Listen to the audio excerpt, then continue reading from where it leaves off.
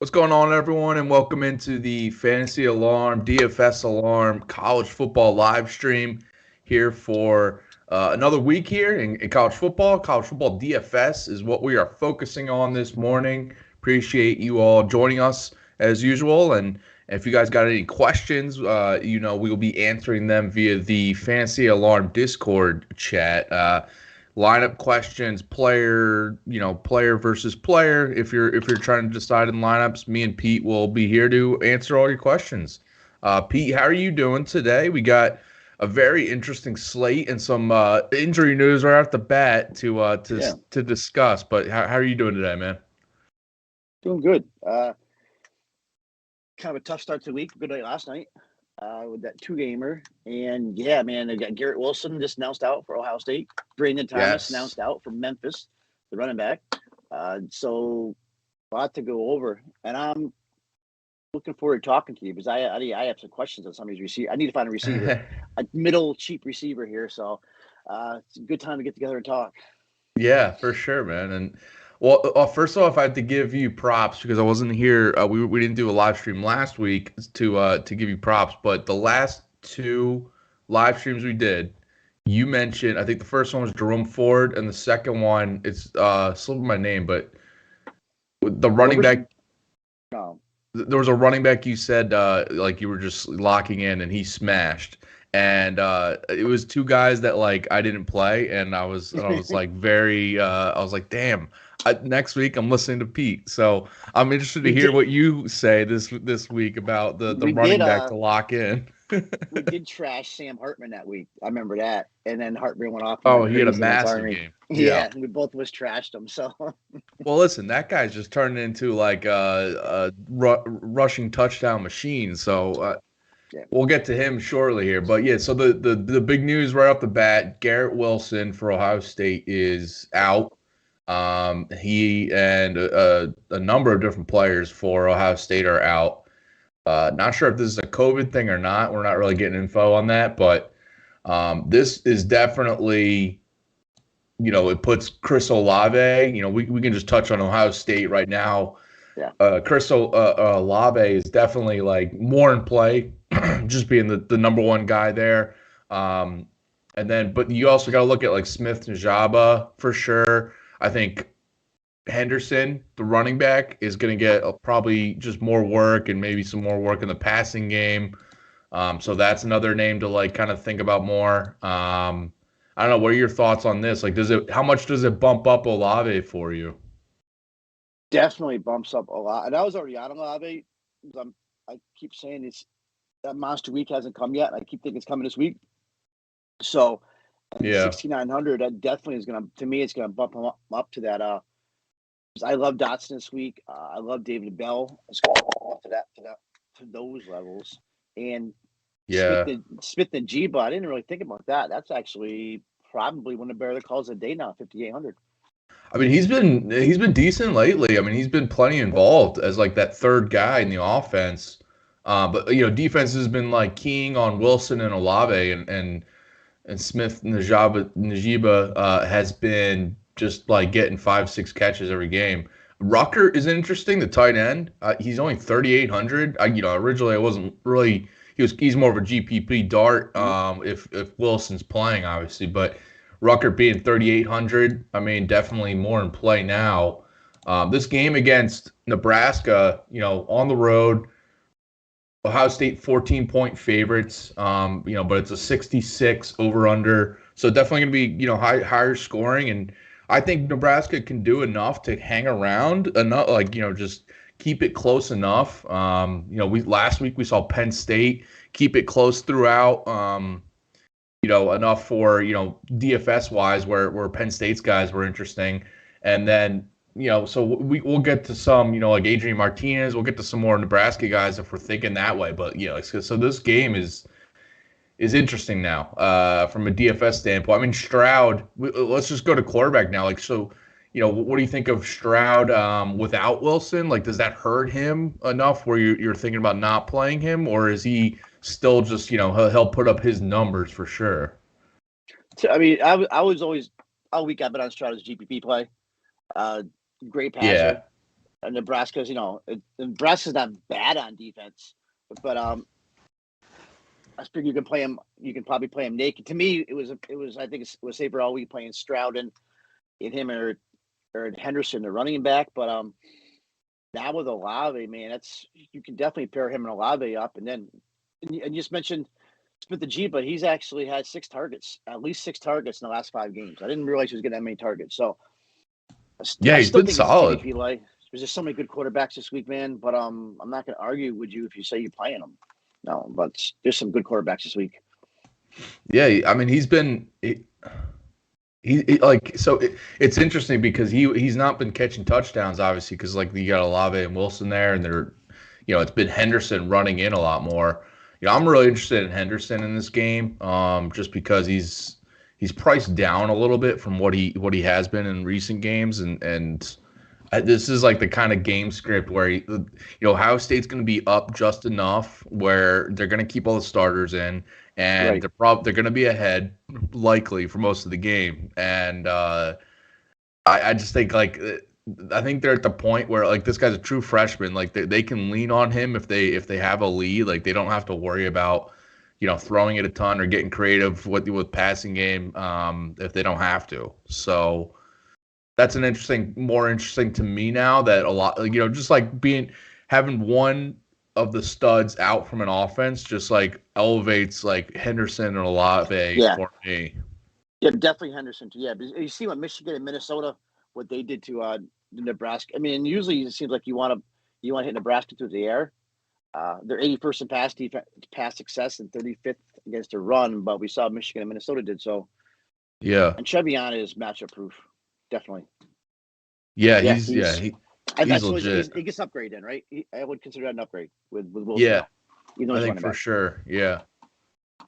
All right. Well, let's just get into more of the slate now, and we'll obviously see if anything else is coming out injury wise. Keep you guys up to date as we normally do. But yeah, that's the big news. Garrett Wilson, if you missed it, is out for Ohio State. So if you're thinking about playing him, obviously get him out of your lineups. Master Teague is now active today. That tweet just came out. Oh, I see that right now. Master Teague. This guy. Watch him go for like 203 touchdowns today. As we were just talking about Henderson. I mean, he fell behind. Like, he quickly got overtaken in that backfield by – originally it was Mayan Williams, and then it was Henderson. I mean, yeah, obviously he could get in and score a touchdown, but I can't trust him to play. But I don't think it takes me off of Henderson any much. But Stroud burned me last week. Was it last week? It was the 7 p.m. slate, and I ended up playing Stroud, and he burned me. So, and I said I'm not going to play the rest of this year. But yeah, he only had one touchdown last week against Penn State. Yeah, that was a weird game. It was like. I kept thinking Ohio State was going to score a couple in a row and just blow them out. Yeah. And it didn't happen.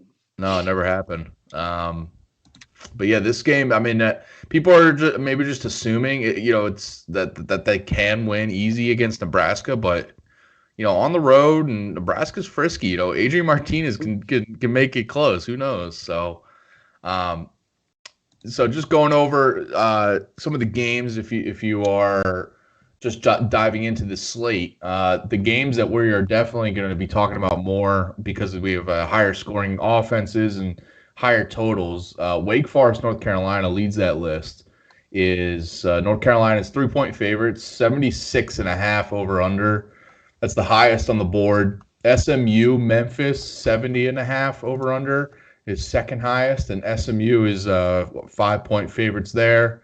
And then Liberty, Ole Miss would be just right there with Ohio State, Nebraska at a 66 over under.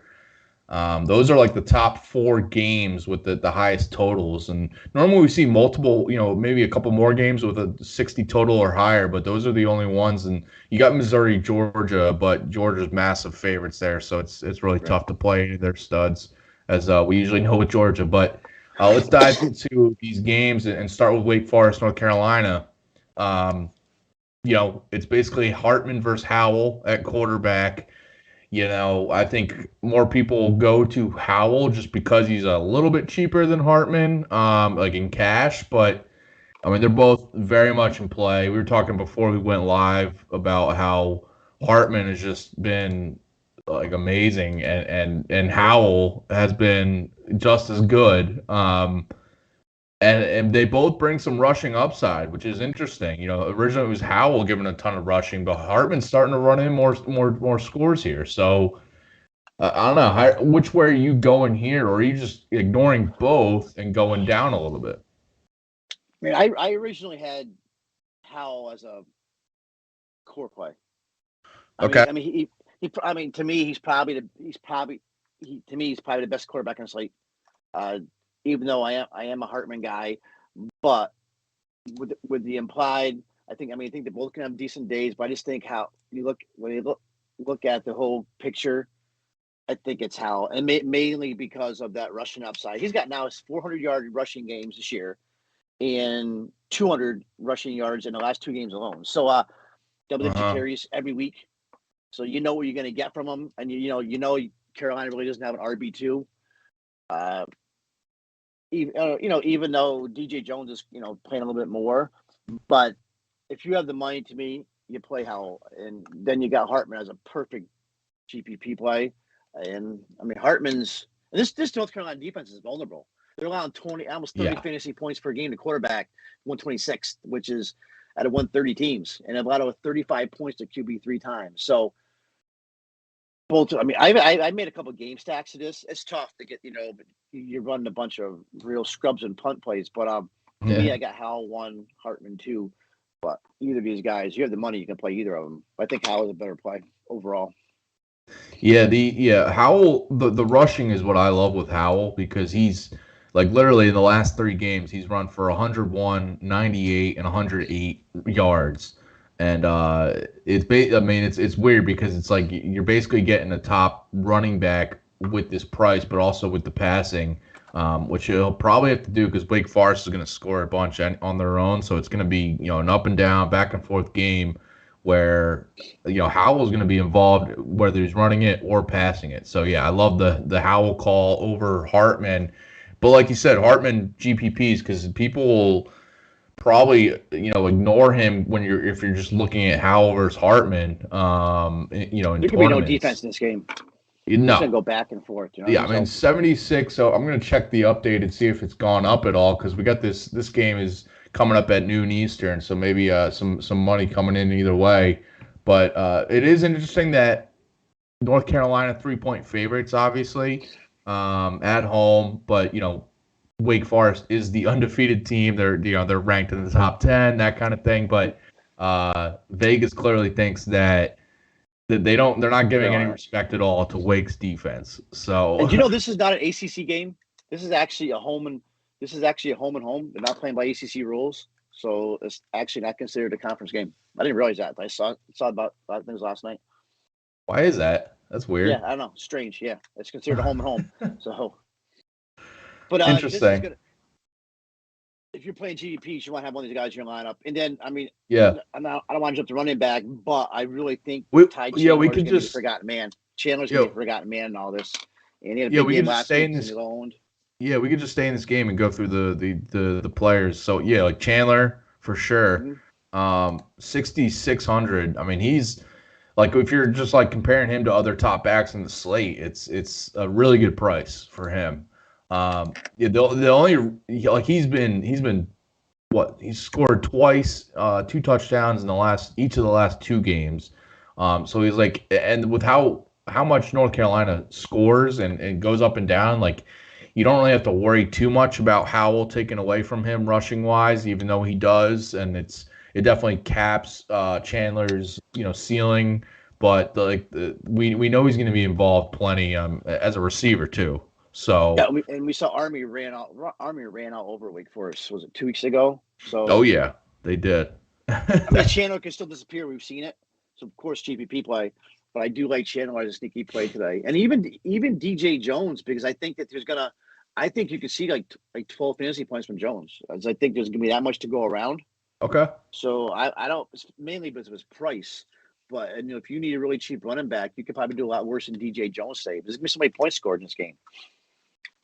Yeah, and just looking at his game logs, a few weeks ago against Florida State when North Carolina lost that one, DJ Jones was in there. He had 14 touches, had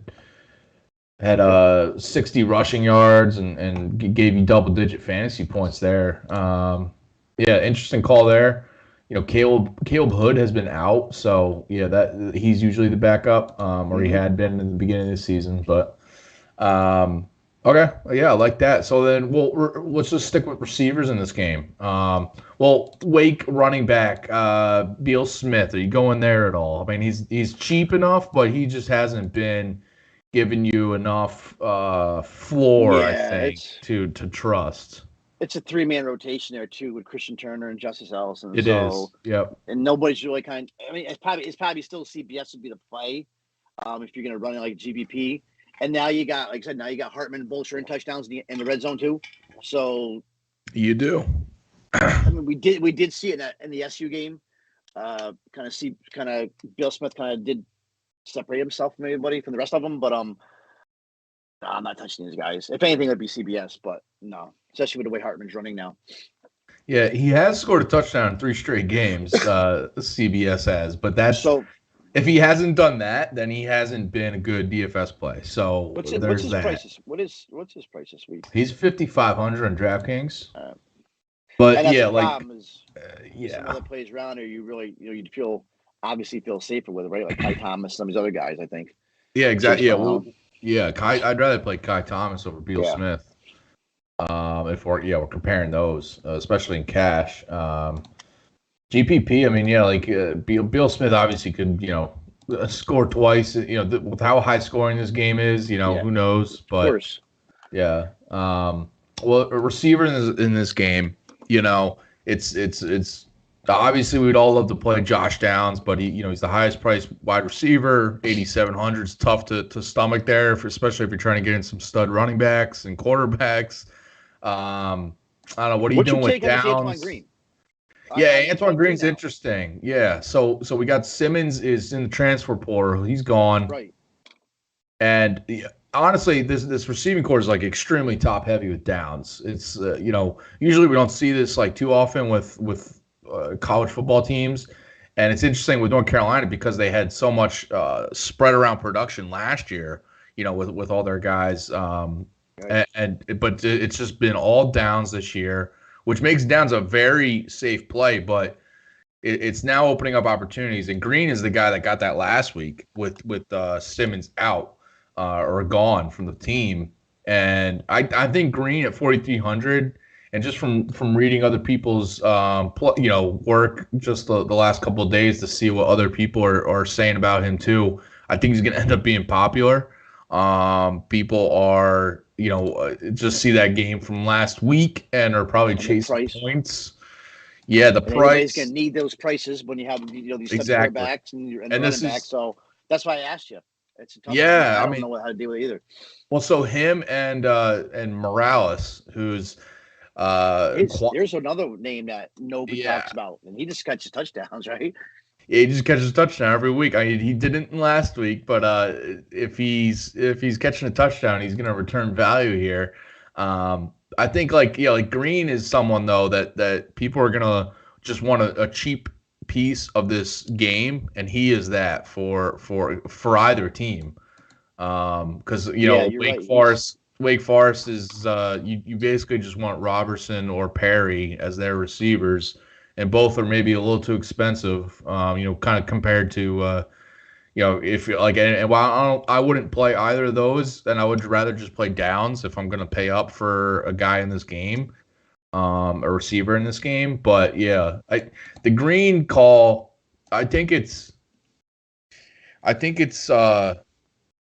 trying not to chase the points too much. Honestly. I know. It's probably not a cash play. If anything in that range, I go to a guy like a Grant Calcaterra probably. But it's going to be points scored. There's a crazy stat here. I just saw with Josh Downs.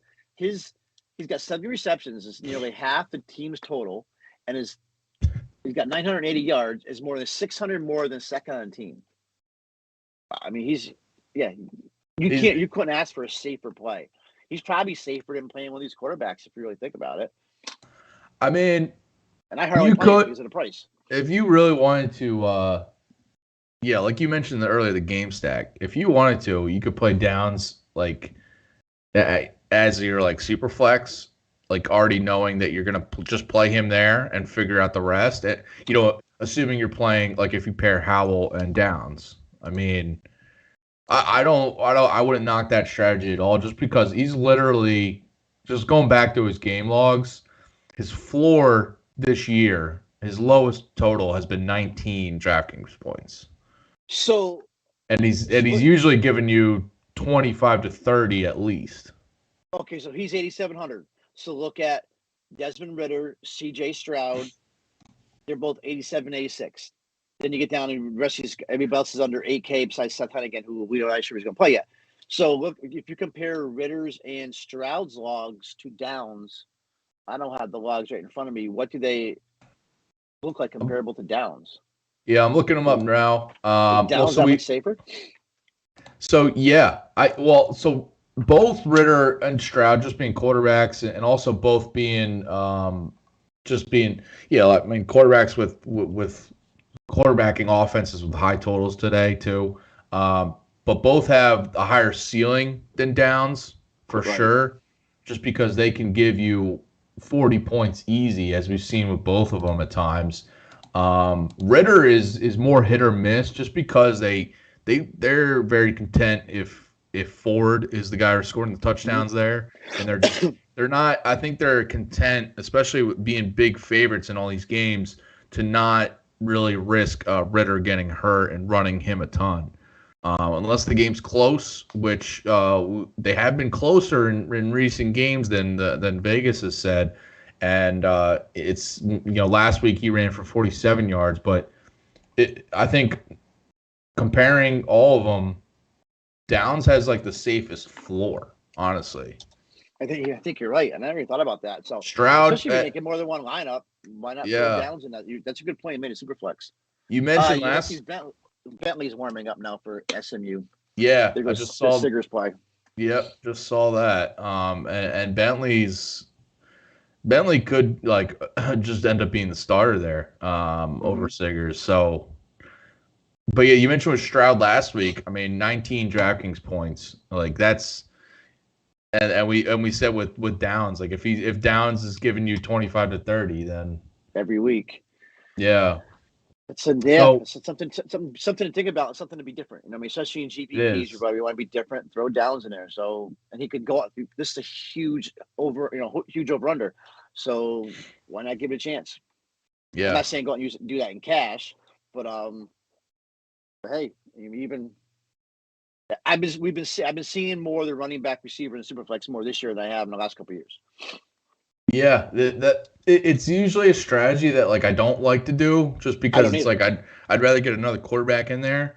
But when you're talking about someone that's been a sure thing like Downs, I can't blame you at all. Or if you go the other way and go with a third or a fourth running back in your super flex, I don't blame you for that. I don't think that's the slate for it this week, but yeah, interesting. By the way, if you guys are just tuning in here, go to the Discord, the DFS Alarm Discord, Fantasy Alarm Discord. We are answering your questions if you guys have any. And just a shout out to Dirty Dangles earlier talking about running backs, saying if you have any love for Horvath or Miller for TCU. And let's just go to those guys and just talk about them. So let's just talk about TCU real quick, because you had mentioned before we started here that Max Duggan might be out, right? Yeah, everything I'm seeing right now is it's not confirmed, but it looks like Chandler Morris is finally going to get the start. I think it's Duggan's foot. And we know that the coaching staff, these guys like him. I know they want to see him play. They're excited about seeing what this Morris kid can do, who's a dual threat, which is definitely putting Morris is going to if Morris gets that start, and that's an early game. No, that's a That's the 3:30. It's the later game. Okay, that's the problem. So, but I'm seeing right now. I'm seeing some projections with this kid probably being like 25 to 30% owned. I've been burned playing these spots too. It's going to be the Phil Jerkovich of last night. That's and Jerkovich is a good quarterback. The Yeah, is we don't know about Chandler Moore. No, we don't. He's supposedly a runner. Everything we're seeing though is he's supposed to be a really good quarterback, and they're excited about playing him. So, man, I've gone back and forth about having him in cash, but you make a lineup with like a Chandler Morris and then like an O'Connell or a Clifford, and you can start playing guys like Downs and the Bells and stuff. But yeah. But actually, we're talking about running back. So I guess we don't even know what's going on with Zach Evans yet, though, right? Yeah, well, that's what I was going to mention also is like Zach Evans is the other question mark in here. He was out last week, and Miller ended up being the dude that he ran for 100+ yards and was the lead guy. He's probably going to be – it doesn't sound like he's going to be available. So he said Miller did a good job last week. Yeah, my thing is like I could see Baylor's defense just very, very much limiting TCU if Dugan's out. Who knows what you're getting with Morris here, but that could open up like the running game if he's this dual threat and he's really confusing the defenses, and then the running game gets going. Then yeah, like Miller is an interesting GPP option if we get word that Evans is out. And without Gary Patterson's bullshit, I think that may actually open up a running game for this. It might, yeah. Miller's, that one Saturday, it was a 7:00 slate. It was like 3 weeks ago. I played Evans, and he had like 150 and 2 touchdowns in the first half, and then Miller came in the second half and did like the same thing. So Miller is talented. We saw him like he could do last week. So the problem is in Miller, he's sitting in that same price range at 5,700 with some other guys that we definitely like the Kai Thomases and Snoops there. I see, you know what I mean, and Chase Brown, I guess, but definitely Miller's definitely in play if Evans is out, and everything we're seeing is I think Evans is done for the year. And I like Evans. I think he's a fabulous runner, but I have no problem playing Miller, especially in GBPs. Definitely at that price, good play. Yeah, I think that price puts him like right in the firm GPP range. Yeah. The Horvath call for Purdue, also interesting. I don't like it as much just because like King Daru is still involved here, so exactly it's kind of a split backfield. Even though Horvath was out and he came back last week and he got a touchdown and was splitting work with Daru, but I think they'll probably still kind of split them because Purdue has been playing well and with Daru in there, so it's not like it's not like he's a world beater as like a lead running back or anything, but exactly. And we saw Blake Corum and Hassan Haskins kind of struggled last week against this Michigan State rush defense. So, and Horvath and King Daru were not Haskins and Blake Corum. So, but I'm definitely on Purdue on the receivers on David Bell. Who's the tight end? The tight end's out this week too for Purdue.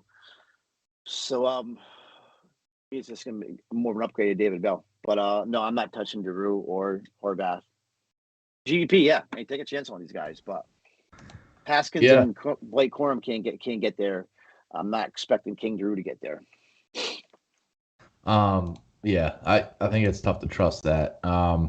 Let's finish up the quarterback position, and so I guess Tanner Mordecai is someone that's going to be interesting on this slate. Yep. High scoring game with Memphis here, and the whole SMU offense, and we can just talk about their receivers too here. How much interest do you have in Mordecai? And then we got the receivers, Gray, Robertson, and Rice, and then you can throw Calcaterra in there too. All interesting options. I think GPP, Mordecai is, he's running the fringe for cash, but I think just he's going to be less popular than Howell and probably Hartman too. But if you're comparing, say, Mordecai versus Malik Willis, I mean I could see Malik Willis just smashing the slate, honestly. And I can see him going the other way too. We saw it happen Yeah, last so year. that's it. Either I think way. it's for bust. Yeah. I think Mordecai is, to me, I think 9K. I like Mordecai this week, and I have him right up there as one of my top quarterbacks. I mean, I think 9K is kind of cheap. He's like the fifth highest priced quarterback, yet he's like the fourth highest rated quarterback on the slate. I'd have no problem running Mordecai, but even if I rate him in cash, though, you may have to run him in cash naked because three great receivers, Rice, Roberson, and Danny Gray, but you don't know which week is going to be their week. I mean, all three of these guys are not going to go off. And which probably makes Grant Calcaterra probably the safest out of all of them. But every one of these receivers, all great GPP plays, is one of them is going to go off. It's almost like I saw a comment somewhere. It's almost like Mike Evans, Chris Godwin, Antonio Brown for the Bucks. You know, you got three great receivers, and you don't know where it's going to go.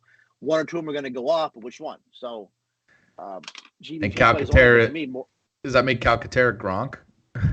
Yeah, right. He's only 4K, and let me see. The last 2 weeks, he's got 10 catches on 16 targets. So that's pretty.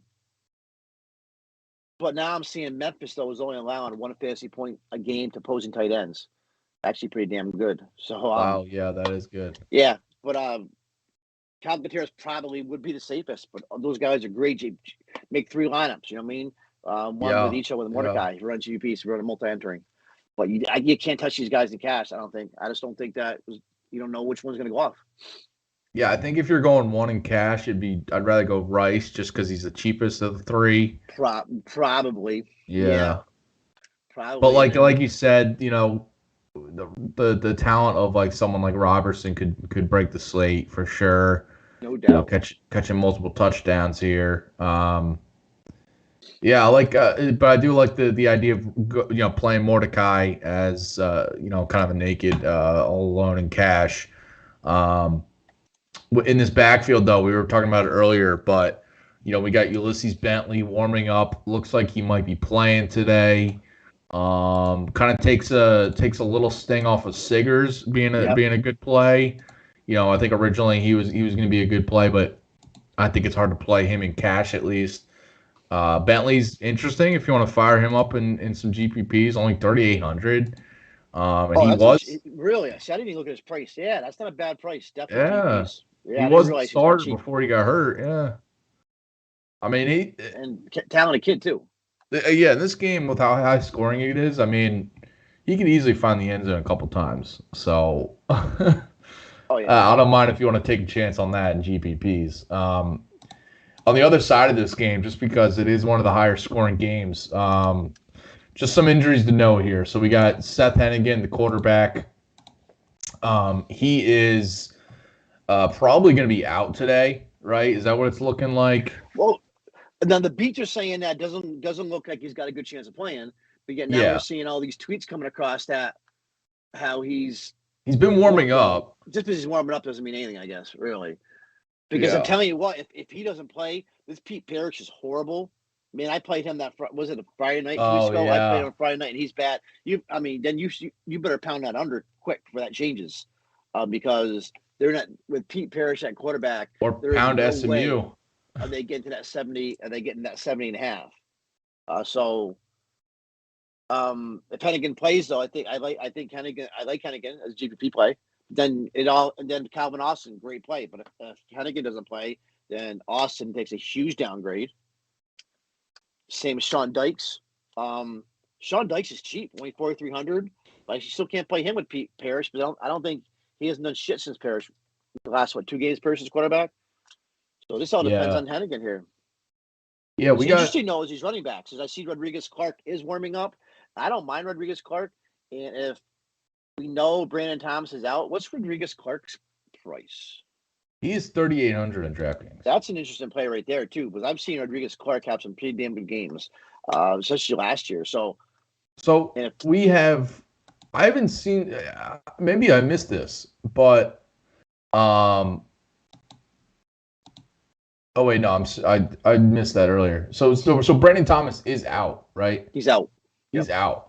out. And Clark is warming up. And Clark is warming up. So if we're just and we had someone on Discord ask this about Clark, said if with Thomas out, does Clark become a cash lock for sub 4K? I mean, listen, sometimes we get these plays, Saturday morning that are just like screaming like, all right, this is too good to ignore. I think this might be one of them, honestly. I mean, if we get word that Hennigan is playing, because as you mentioned, well, since with Paris though, he was like a dual threat guy, and maybe that helps out the running game a little bit. That's what I'm thinking. Does Clark get upgraded with Parrish if Parrish actually is the quarterback? I wouldn't mind. I mean, listen, you need value somewhere on the slate. Yeah, you do. Like Clark might be the guy. So like if I think it's risky, obviously, because it's a guy coming back from injury. But I mean, Butts is risky too. I mean, you're right. At 3-8, and if we know he's the leader, if he's the lead back in this game. Yeah. Okay, so then you got Tristan Ebner sitting there at 4-1. Yeah, he was like, so I really like Abram Smith today. Oh yeah, I love Abram Smith today. He's one of my favorite runners today. Yeah, but. And he's like compare him to like other top running backs on the slate. He's just a little too cheap for good matchup against a bad TCU rush defense. So I look at the matchup and I look at what Smith's been doing the last couple games, and I've been playing him and it's been working out. So I really like Smith and Cash. Ebner though, good GPP play. I mean, he'll get some run here. He's the backup, so it's really tough to trust any type of volume, in my opinion. So you play Clark over Ebner? I think so. Yeah. How many people are sneaky plays in? Because I don't think Clark's gonna get that much ownership either, because people don't realize who he is, and I think he maybe. I think he's more playable than DJ Jones, who's I know is going to be popular this week with Carolina. John Levitt's another cheap one I'm seeing for Penn State. But I got one for you. How about Clark versus Kenny McIntosh for Georgia? Yeah, no, I've been going back and forth. I think he's a sneaky play today. All week too on McIntosh. So I'm glad you brought that up. So maybe I don't feel as like I'm that crazy then. So just the way I view how this game is going to go, Georgia's going to get up big early and often. Missouri's starting quarterback Bazalek is I think he's out. He wasn't out one or the other. He wasn't warming up earlier, so he's probably gonna be out. This game's gonna be bad, and it's gonna get ugly earlier at home for Georgia. They're 40.5 point favorites now. Listen, we all know we've been talking about it every stream how bad Missouri's rush defense is, and that's a good. Yeah, you got a good point. McIntosh may play that whole second half. Well, yeah. Here's what's gonna happen. White. I mean, I would love to lock in White for sure, Zamir White, but I just think like how Georgia has been doing things. White's gonna be. He might score twice in the first half, but then he's gonna be out of the game. And what they've been doing is James Cook too. He's kind of like a co-starter. He also just gets out of the game usually in the second half because they like having that tandem, and I don't think they're gonna risk either one getting hurt in a meaningless game if they're up by 30 in the second half. Kendall Milton was the third guy there getting run. Who he would be the guy getting run in the second half in these blowouts, but it's now McIntosh because Milton's out. And Milton's got that knee injury, so you're right. Yeah, so and McIntosh just came back from injury. Himself. Get that whole second half to himself because Cook and White are gonna sit. So are these cash plays though? Is McIntosh, Clark cash plays? Listen, anybody under 4K is like you don't need much to do to return value, honestly. So like I couldn't blame you if you played McIntosh in cash. I mean, especially if it means you get to pay up for another running back or you get to pay up for downs. That's Interesting. That's an interesting point. Yeah. At least we know. But that he's. You're assuming some risk there, obviously. I mean, he's the third running back on the team, but it's just It's not like they had the mercy role. They're gonna play the whole second half. Like, yeah, they gotta. my Who daughters knows? play, It might. play If flag they're football up, in Florida, and they if call they're the game. 50, In the fourth. if they're up 50 at the end of the third quarter, they might just call the game. Who knows? But so we know the game's gonna get played. So at least, that's a good call. That's good. I mean, I'd probably lean McIntosh in this situation. Even when James Cook is 5'9", so yeah, if you're gonna go to a little 5'9", you might go to White. Yeah, 5'9". Yeah, it's a little too much. I'd rather just play White for sure. We on Discord we got a question. Plug 1965. If you want a piece of Memphis but don't want to pay Austin, who would you go with? Ivory or Dykes? Probably Dykes. Still, I do like.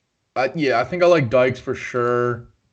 I mean, he has. I didn't realize he's only had 2 catches over the last 2 games combined. Yeah, that's what I was saying with Parrish. You don't know what's going on there, but he's still a second team in targets and receptions, and he does have 3 TDs the last 4 games. Yeah, honestly, I think I'd rather just go. If you were looking for any cheap piece of Memphis, I'd go Clark over those guys. Yeah, like because even last week Austin was like disappointing with Parrish there. So if we get, hopefully we get some word here shortly, whether it's going to be Hennigan or Parrish. By the way, we do have official word that Matt Corral for Ole Miss is dressed in pregame. And we are waiting. This is another interesting situation we got to monitor because we are awaiting word of which receivers are going to be healthy for Ole Miss. Because that's a noon game, though, right? No, so that is kind of that's coming up shortly here. So and I saw this guy Nick Suss, Ole Miss beat writer for the Clarion Ledger, said he's the guy that tweeted out that Matt Corral is dressed in pregames. And he's just said, I'm just going to tweet out every healthy Ole Miss offensive player. So yeah, we'll see. We'll see who ends up being active because Drummond is. I think he might be out. It's been murky all week of whether he's going to play or not. Undisclosed injury. We'll see. Braylon Sanders also dealing with an injury. Jonathan Mingo's been out. So, what's your interest in someone like Jakkor Pearson or the tight end Casey Kelly? Kelly's actually interesting. Okay. Most people don't even know the name. But I mean, right now, he caught 7 of his 12 receptions against Auburn. So went for 7 for 81 last week. If Mingo, Drummond, Sanders are all out, if one of those guys was playing, I wouldn't be touching any of these guys, but you just don't know which way they're going to go. But I've been talking about this Pearson every damn week. But I'm assuming if Drummond doesn't play, I'm assuming they're going to keep Pearson on the outside, and then look to guys like JRP, like Rice Plumlee, in the slot. He played 47 snaps against Auburn last week. So, to me, I think Pearson is the only one that's like we can use in cash, unless we know all 3 are out. And then, I mean, somebody's going to catch the ball here in this game. Somebody's got to catch the ball. I mean, Corral's just not going to throw 5 passes all game either. And these running backs, we got a 3-headed running back situation here too. So with Mississippi, what's Mississippi's implied? They got a high implied. I mean, obviously they always have a high. They got 38, right? Yeah, that might be an old number, but all these guys are out. I guess Pearson and JRP are in play, and I'm not sure about Jaden Jackson. They're all darts. Yeah. Ohio. Ole Miss. I probably want to touch this. Ole Miss 9-point favorites. 66.5 over under. Yeah, I think like Kelly and Pearson are both good, decent values. We got a couple Pearson questions went up a bit too, right? I mean, Pearson's no longer minimum priced. No, so that little raise in price has me a little bit worried off, just because he's not like, if you compare him to someone like Antoine Green from North Carolina, I think I might rather take a chance on Green. Or maybe JRP. I mean, John Rice Plumlee at only 32. Because, man, we've seen Pearson, leave a lot of points in the field in some of these games, with drops and stuff. And so maybe JRP comes out of here as the top values at only 3.2. Yeah. Well, Crowell's got to throw it somewhere. Yeah, I know. So we'll monitor that. I think hopefully soon we'll see which guys are warming up or not. A couple questions on the Discord coming in. Do you like Wright from West Virginia? I do. I don't know about you, but I like him and Ford Wheaton. I think they're both solid values. I think West Virginia's just gonna have to throw more in this game than they usually do, just because I think they're gonna be trailing Oklahoma State. Oklahoma State, that game is at 3:30 Eastern. Oklahoma State is now 3.5-point favorites. Low total game, but I think that like Ford Wheaton and Wright are going to get enough targets because they're the clear top two guys, receivers in that offense. I think they're just going to get a safe enough floor. Even though it's a low total, I like them as values. I see Ford Wheaton's 4,700. Wright is 5K. Okay. On DraftKings.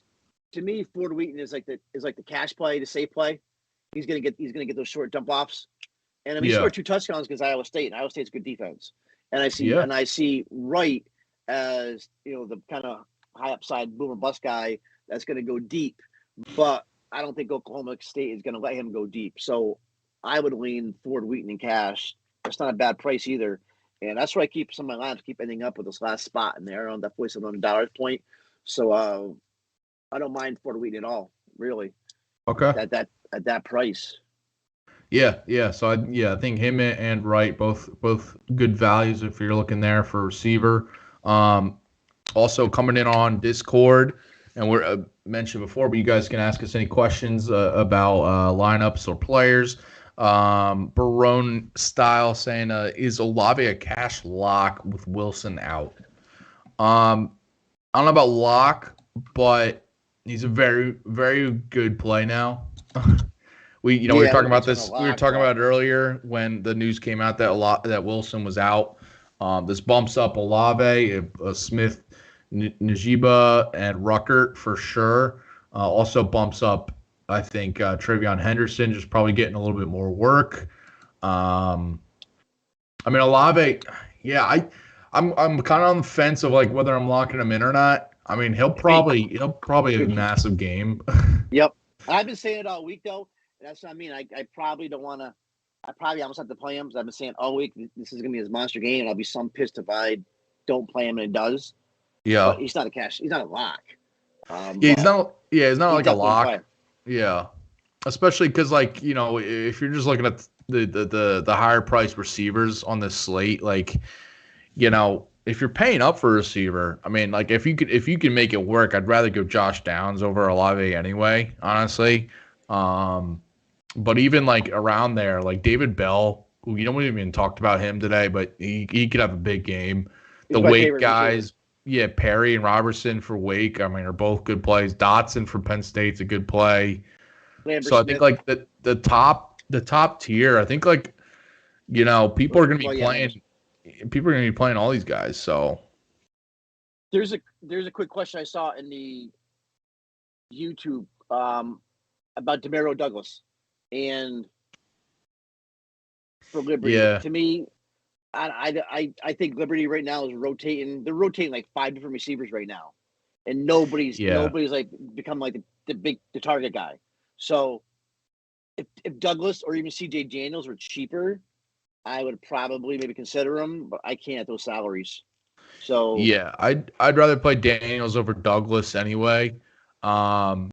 And Douglas, I mean, yeah, GPP, you could take a chance on him, especially if you're playing Malik Willis. You could pair those guys up if you want.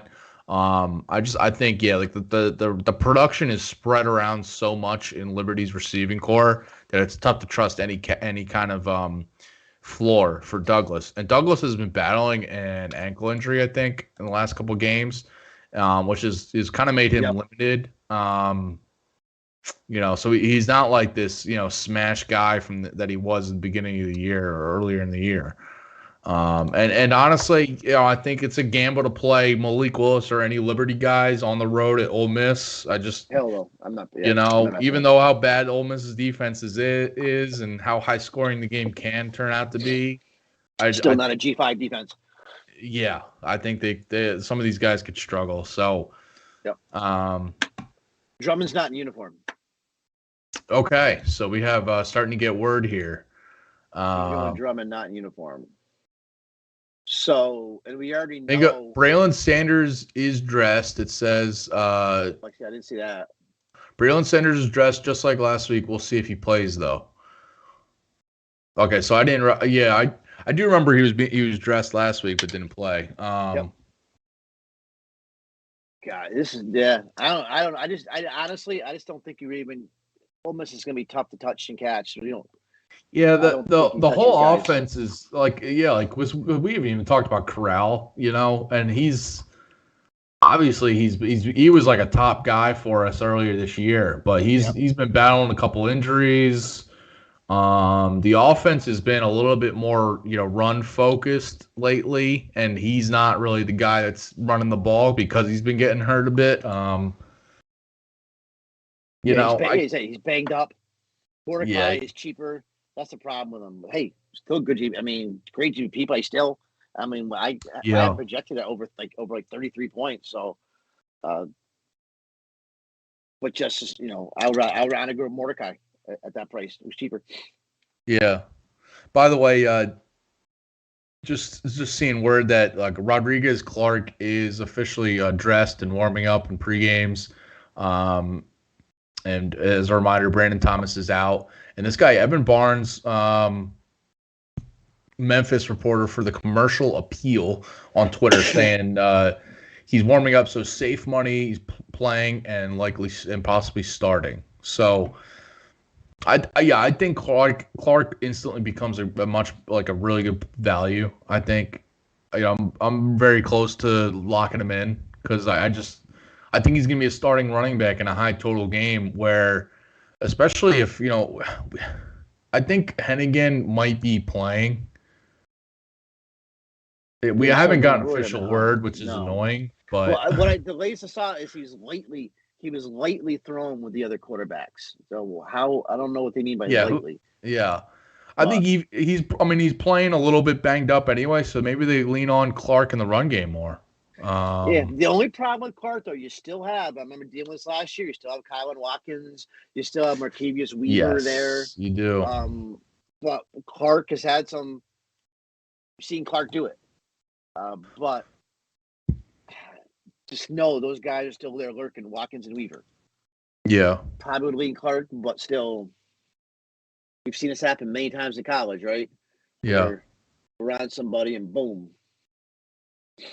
They don't get a target. I did that the other night in a MAC game. I played Jakkor Sullivan. I think it was over Pimpleton, and I think he's had like one target all game. Oh my gosh, yep. Pimpleton had like 2 punt return touchdowns. Yep, and I played Richardson, the quarterback. Tried to get sneaky, and I picked the wrong receiver. The MAC is just it's crazy. It's a dumpster fire. You're just if you're playing DFS and MAC, which I mean, I did too. Though. I watched it. I played DFS, but you go in with some risk that anything can happen, literally, and I'm ready to lose if who knows. Before we get out here, we got a few more minutes here. There's some running backs that we did not talk about for sure, and I know one guy that you were high on just from reading the chat earlier is Jaylen Warren. I mean. Compare him to any of these other running backs we didn't talk about. We got Kenneth Walker. I mean, a Heisman candidate. We didn't even mention his name yet. Jerome Ford, Kyron Williams. Yeah. To me, cash, I'm locking in Warren, Abram Smith, and thinking for Minnesota, Kai Thomas. They're my three cash locks. Okay. Even though, like we were talking earlier, I like Marquise Irving better for Minnesota. I think Irving's a great GBP play and could possibly win some of the GBP. But both of them guys are going to get 100 yards. Both those guys are getting carries. Minnesota's going to run the ball against Illinois. So I think Kai Thomas, though, is way too cheap at 5K.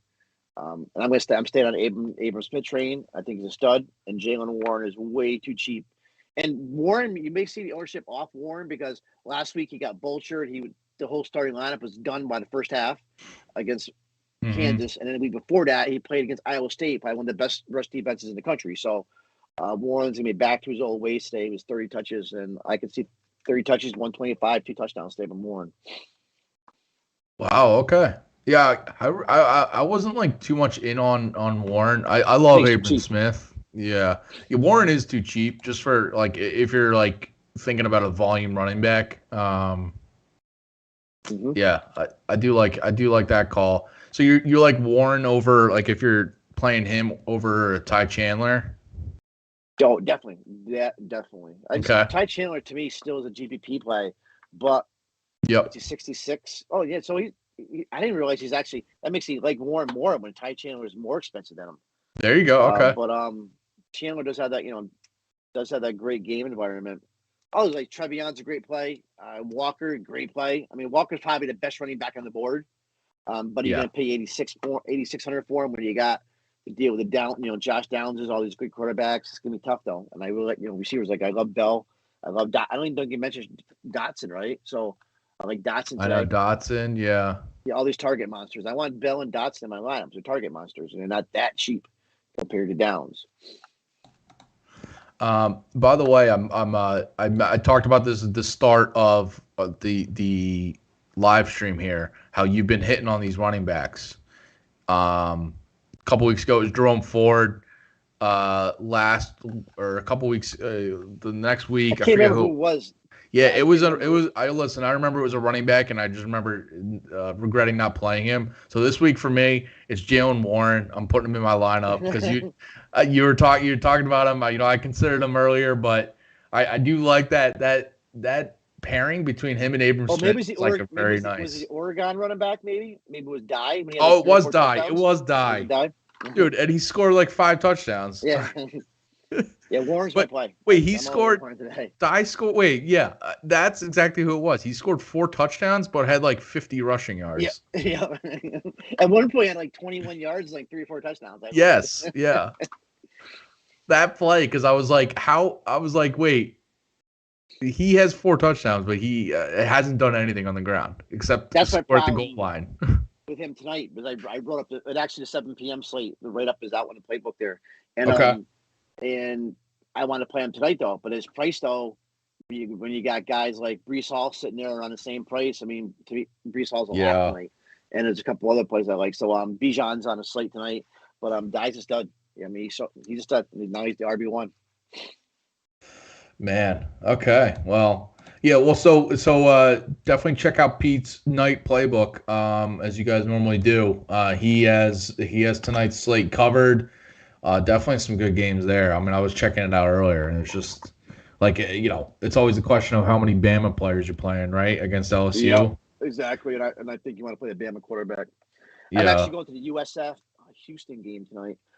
Oh, nice. And then I think Friday night Cincinnati's in town, so I'm going to go see Cincinnati play USF. See some Ritter and Ford in person.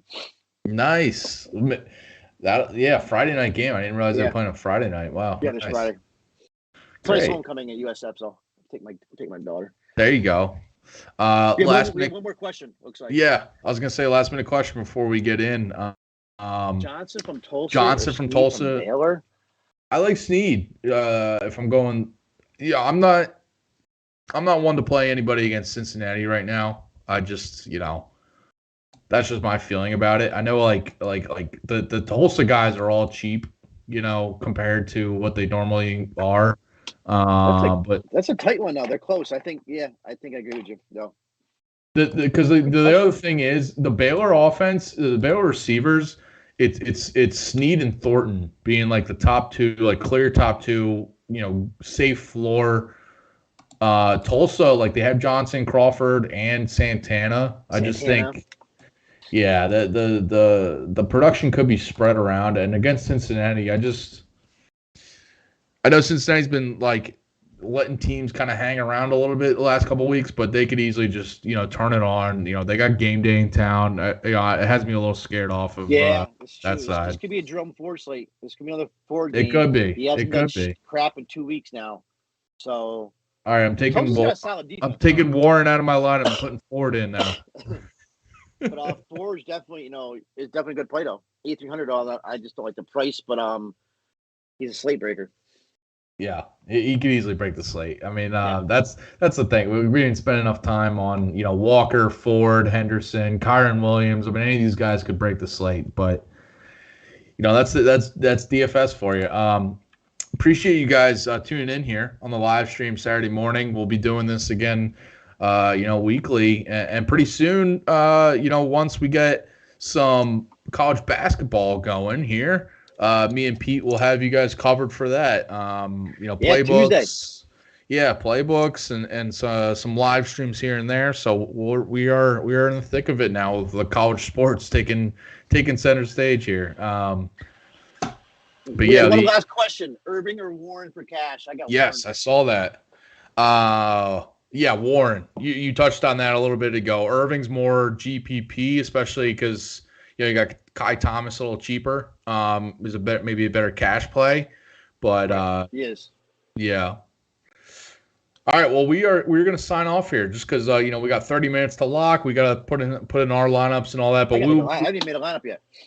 We'll be in Discord answering questions and right up to kickoff, and then throughout the day, if late injury news, if anything comes out for those late games. And then the night slate, with Pete, he'll be helping you just with any news there. I'll be in there too to help out. But yeah, appreciate you guys tuning in here. That's Pete Cole. I'm Dan Servodidio, and yeah, every Saturday morning, answering your questions, injury news, and all that. Thanks for tuning in, guys. Good luck, Pete. Good luck, guys. Good luck, Danny. All right, see ya.